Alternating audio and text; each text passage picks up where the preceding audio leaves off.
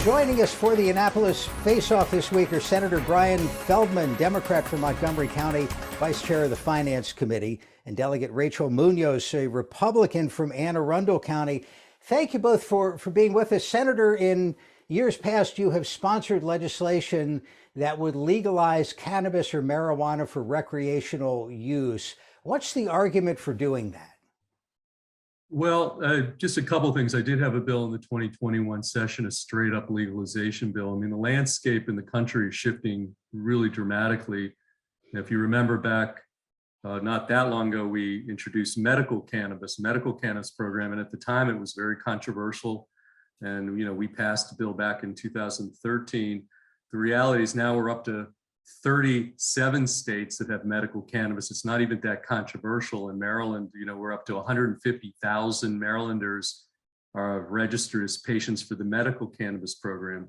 Similarly, adult use legalization, also politically divisive, has been in the past, but the landscape there shifting dramatically as well. Just in the last year, we're now up to 19 states, including in our own region. Virginia's moving forward, New York, New Jersey, Massachusetts, the district. So the landscape, I think, on the topic has shifted. The polling in Maryland shows support. And so we're having a discussion this session, about whether to move that direction. And I should also add that when you look at last November's ballot initiatives around the country, this is not a Democrat-Republican issue.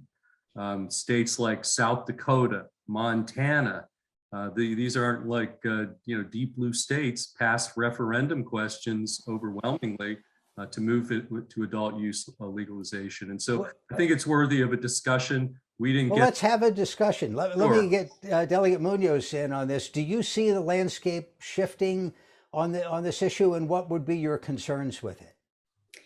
I absolutely understand the motivations behind the bill and the push for recreational use.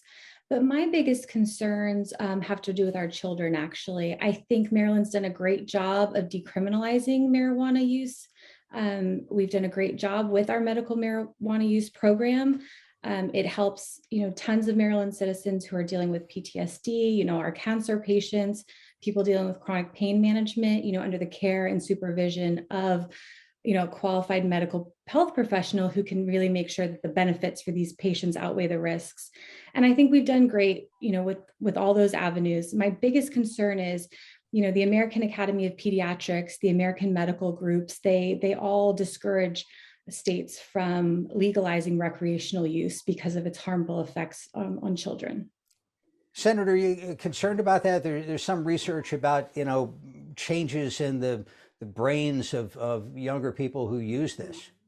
Look, I think those are the legitimate issues we should discuss. I would note at the outset, when I say adult use legalization, the legislation that I had last year, and we can talk about where we are this year, it's limited to 21 years or older. Okay, anything under that, like we've done with cigarettes, is illegal. So just to be clear, it's adult use. We're talking about adult decisions here. And then also, I think I have to point out that we have a huge illicit market already. So the question of bringing the tax revenue out of the illicit market and reinvesting those monies to state priorities is another consideration. And finally is the criminal justice aspects.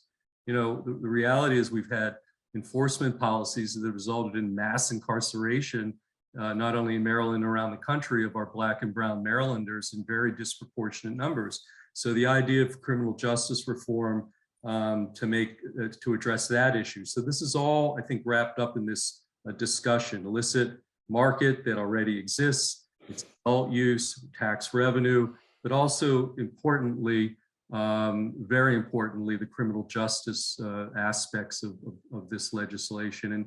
And can I just add, Jeff, just to kind of reframe issues this year, the Speaker of the House, Speaker Jones, has expressed support for a referendum next November, similar to what we did with sports gambling last November and casino gambling years ago. Where the Senate is different right now is, if we're going to have a referendum and put it to the people of our state to make the decision or weigh in on this issue, in the Senate, we think that there should be a companion implementation bill. voters, if they're going to go to the ballot in November anyway, and if we make it to the point where voters should know what they're voting on.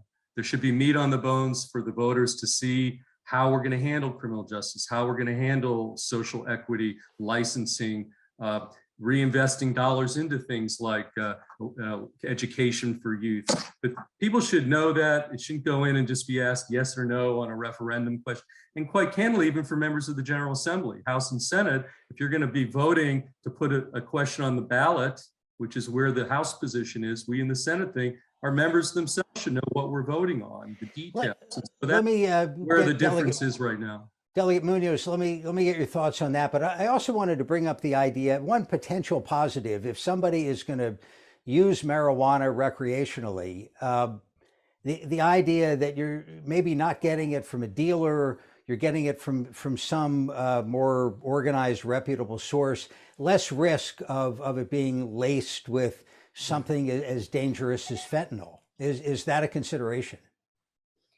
I mean, I agree with what the senator was saying. We do need more information. And I think that's my biggest concern here because, the popularity for recreational marijuana has gone up in recent years across the whole country and here in Maryland.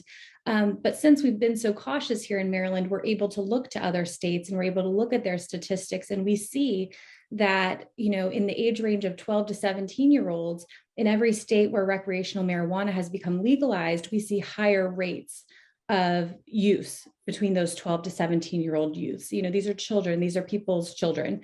I'm a mother of 4, and so I'm raising children here in Maryland. So for me and my cohort, this is a big concern for us.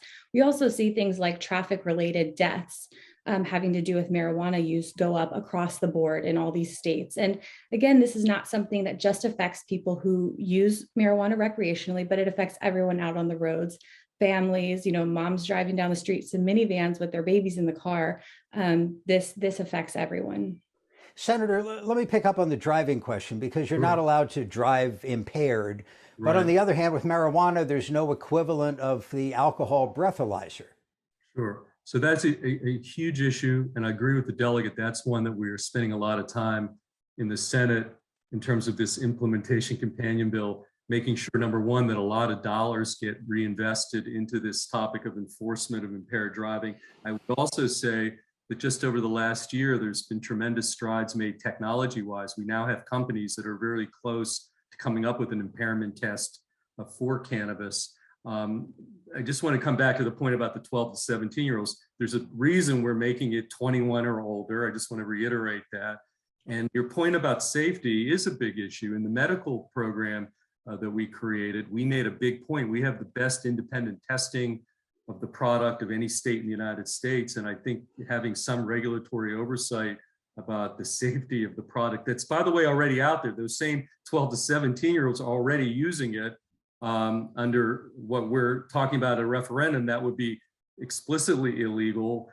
But if it's going to get used in the black market, illicit market, I think we should bring transparency, sunlight, and tax it and regulate it, including kind of the safety of the product. It's already happening, and that I think is a point that you made that I think is an important point. But the impairment issue in driving is, and there is data, the fact that we're not state 1 or 2, but we're state 19, look at what's happening around the country, particularly these states. I think I mentioned earlier, Virginia, DC, New York, New Jersey, it's happening around us. The impairment issue is already here. We've had medical cannabis program in place now for multiple years. So medical cannabis patients, of which there are 150,000 registered, we already have been dealing for years with some of these issues on impaired driving, workforce, all those issues. So this isn't introducing a new issue on that front. Afraid we have to leave it there. Delegate Munoz, Senator Feldman, we appreciate your time. Thank you very much. Thanks, Jeff. Thank you for having us.